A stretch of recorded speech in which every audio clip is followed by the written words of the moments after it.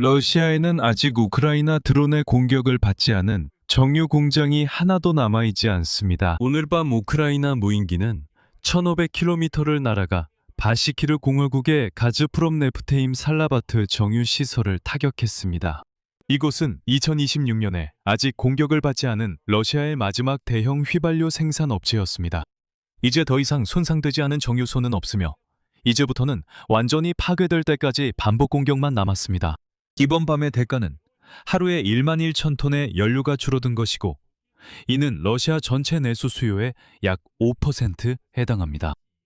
한편 같은 시각 알타이 지방에서는 구청이 공식적으로 연료를 경찰, 소방서, 병원, 에너지 담당자에게만 지급한다고 밝혔습니다. 그리고 이제 가장 중요한 소식입니다. 농촌 관련입니다. 농업과 주택, 공공서비스가 멈출 위기에 처해 있습니다.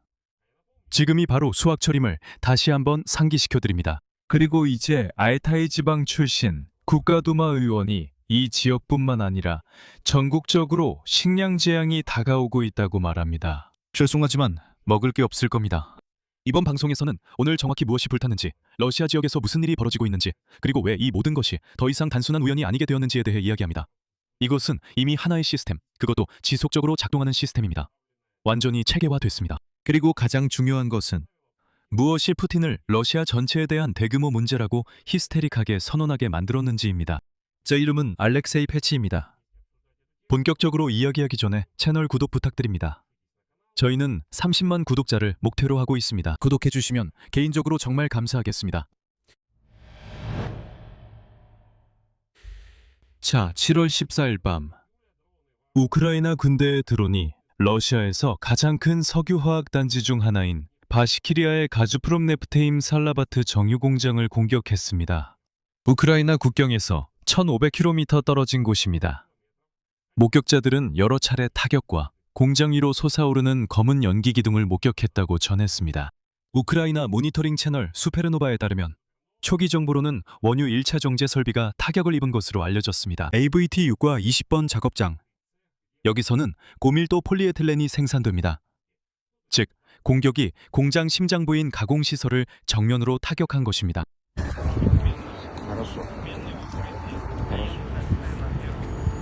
알겠습니다. 요약하면 BVT 장비와 산성 펌프실이 타격을 받았습니다.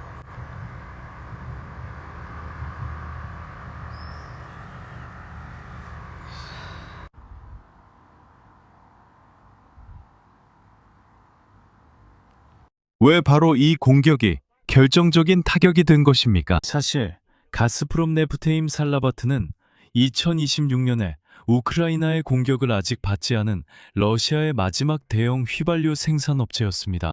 그 결과 러시아 연방시장에 매일 1만 1천 톤의 휘발유 공급이 줄어들었고 이는 국내 연료 수요의 약 5%에 해당합니다. 2024년 기준 최신 자료에 따르면 이 공장은 700만 톤 이상의 원료를 정제했고 150만 톤의 자동차용 휘발유와 250만 톤의 디젤유를 생산했습니다. 이제 러시아 당국이 이것을 어떻게 설명하는지 들어보시죠. 바슈코르토스탄 수장 라디 하비로프는 살라바트 산업지구에 대한 공습을 확인했지만 드론 공격이 완전히 격퇴되었다고만 언급했습니다. 현장에는 그저 인용하자면 격추된 드론에 파편이 떨어지면서 발생한 여러 연기 발생 지점만 있을 뿐입니다. 전형적인 수법이죠. 러시아 최대 석유화학 단지가 불타고 있는데 러시아인들에게는 연기 발생 지점에 대해 이야기하고 있습니다. 그냥 연기만 조금 났을 뿐이에요. 그게 전부입니다. 이후 공식 기관들은 주요 시설에 피해가 없었다고 했습니다. 그리고 나중에는 그곳에서 화재 진압이 완료됐다고 발표했는데 사실 연기만 났다고 했던 것 같은데 말이죠. 하지만 기쁜 점은 주유소의 줄이 없어지는 게 아니라 오히려 더 길어졌다는 것이고 러시아 관료들이 뭐라고 부르든 상관없다는 겁니다. 같은 밤에 우크라이나 드론들이 크라스노다르 지방의 아피브스키 정유소를 공격했습니다. 이곳은 러시아 남부에서 가장 큰 정유시설 중 하나입니다. 현지 비상대책본부에 따르면 공장에서 화재가 발생했습니다. 또한 우크라이나 매체 크림스키 베테르는 첫 번째 폭발이 자정쯤 발생했고 정말 강력한 화재가 일어났으며 불길이 저장 탱크 구역에서 시작됐다고 전했습니다. 여기서 중요한 점이 있습니다. 아피프스키 정유 공장은 수출용 공급에 중점을 두고 있습니다. 즉, 첫 번째 타격은 내수 시장, 즉 바시키르 공화국의 살라바트에 가해졌습니다. 두 번째는 외화 수익 기준 아피프스키 정유 공장입니다. 우크라이나 방위군은 두 방향 모두에서 동시에 작전을 벌이고 있습니다. 그리고 이번 밤에만 아피프스키 마을, 스몰렌스카야촌, 코발렌코 마을 등 16곳에서 공격이 확인되었습니다. 결국 러시아는 재앙을 인정할 수밖에 없는 지경에 이르렀습니다. 공격의 여파는 전선에서 수천 킬로미터 떨어진 곳에서도 이미 보이고 있습니다. 그리고 여기서 우리는 알타이 지방에서 소식을 들었습니다. 알타이 지방, 정말 대단합니다. 전선에서. 그리고 여기서 우리는 알타이 지방에서 소식을 들었습니다. 이로써 러시아는 순위에서 첫 번째 승리를 거두었습니다. продукции всей Сибири. 제가 이미 말씀드렸듯이 러시아 농부들은 조심스럽고 소극적으로 이렇게 말했습니다. 하지만 앞으로 휘발유가 없으면 큰일이 날 거라고요. 왜냐하면 콤바인이나 트랙터가 도로에서 멈춰서 들판으로 나갈 수 없으면 수확을 할 수가 없기 때문입니다. 그리고 오늘 알타이 지방부 릴린스키 구청은 비상사태위원회 회의 결과를 바탕으로 그냥 그대로 읽어야 할 문서를 공개했습니다. 인용문입니다. 주택 및 공공서비스 분야와 농업 분야의 상황은 극도로 긴장된 상태로 평가됩니다. 이 분야들에서는 연료 부족으로 인해 현재의 활동이 중단될 위험이 매우 큽니다. 그리고 문서에는 정상적인 상황에서는 연료가 경찰, 소방대원, 병원, 에너지 관련 종사자들에게만 공급된다고 명시되어 있습니다. 다른 사람들은 상황이나 연료가 남을 때만 공급받을 수 있습니다. 보시다시피 이 목록에는 농부들이 포함되어 있지 않습니다. 그런데 지금이 바로 수확철입니다. 이 지역에 있는 민간 주유소는 2곳뿐인데 이미 몇 주째 운영되지 않고 있는 것으로 드러났습니다. 그리고 지방당국이 크렘린에 보낸 호소문에서 밝힌 바에 따르면 인용하자면 사람들은 어쩔 수 없이 그때그때 연명하며 연료를 구하기 위해 다른 도시로 가서 그곳에서 5시간, 6시간씩 줄을 서야 한다고 합니다. 결국 위원회 회의에서 이 지역에 비상사태를 도입하자는 제안이 나왔습니다. 그리고 여기 농담 하나 있습니다. 알타이 지방 당국은 러시아 연방 정부와 농업부와 협의하여 농업기업에 연료를 공급하려고 노력하고 있다고 밝혔습니다. 인용하자면 단지 수확을 하기 위해서라고 합니다. 참 순진하군요. 푸틴은 여러분의 문제에 전혀 신경 쓰지 않습니다. 그 사람은 전쟁과 우크라이나 민간인 학살만 생각합니다. 여러분의 운명은 참는 것뿐이고 수확을 못해도 신경 쓰지 않을 겁니다. 블라디미르 푸틴은 여러분에게 관심 없습니다. 하지만 알타이 사람들은 여전히 이 독재자에게 목소리를 전하려 애쓰고 있습니다. 그리고 러시아 연방 국가두마의 알타이 지방 출신 의원 마리아 프로사코바가 경고했습니다. 경유 부족, 농민들에게 경유를 통해 담아주지 않는 것, 그리고 가격의 급격한 상승이 지역 전체의 식량 재앙을 초래할 수 있다고 했습니다. 다음은 그녀의 인용문입니다. 사람들은 어떻게 건초를 베어야 할지 모르고 수확물이 밭에 남아버릴 수도 있습니다. 오늘날 농업지역의 수확 작업은 사실상 위협받고 있습니다. 또 다른 의원인 스테판 프론텐코는 앞서 연료 부족으로 인해 이미 이르쿠츠크 지역 전체 농업이 완전히 중단될 위험이 있다고 언급한 바 있습니다. 농민들은 볼가 지역, 중앙 체르노젬, 그리고 러시아 남부에서 위기를 호소하고 있습니다.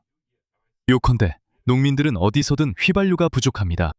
그리고 다시 한번 강조하지만 지금이 바로 수확철인데 그냥 수확을 할 수가 없습니다. 이건 농담이 아닙니다.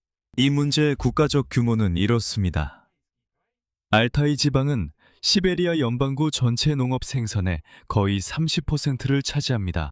그리고 연료 부족에 더해 가뭄까지 겹쳤습니다.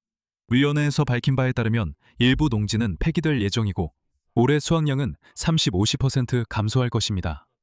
그런데 그마저도 수확하지 못하고 있습니다. 즉, 곧 이 지역의 러시아인들은 정말로 먹을 것이 없게 될 것입니다. 하지만 그들은 전쟁을 지지했죠. 확실합니다. 또 다른 전선은 바다입니다.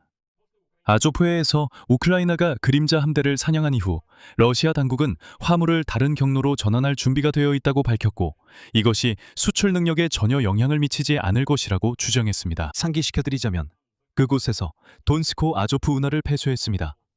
네, 정확한 명칭이 무엇이든 간에 그곳에서는 더 이상 농산물을 수출할 수 없기 때문입니다. 다시 한번 말씀드리지만요. 하지만 화물 경로 변경은 항상 더 비싸고 오래 걸리며 손실 등 여러 문제가 있습니다. 그리고 정부가 이것이 영향을 미치지 않을 것이라고 말할 때는 보통 이미 영향이 있었고 크렘린에서는 단지 해결책을 찾으려고 애쓰고 있다는 뜻입니다.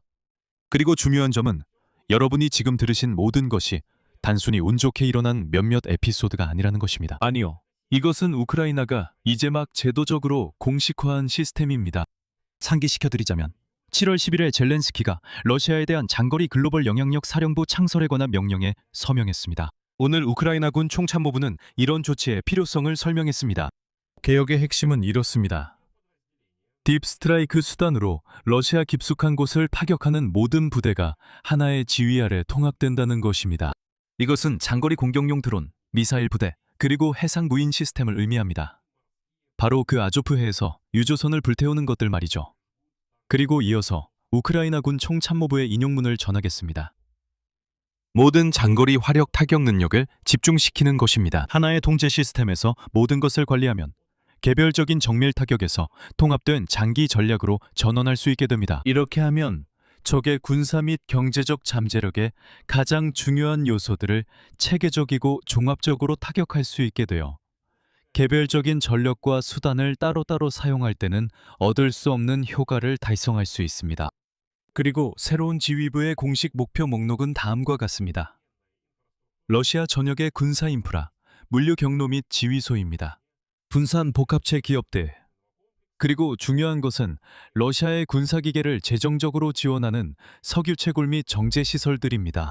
그리고 이 결정은 총참모부에 따르면 딥스트라이크 작전의 급격한 확장에 대한 대응이 되었습니다.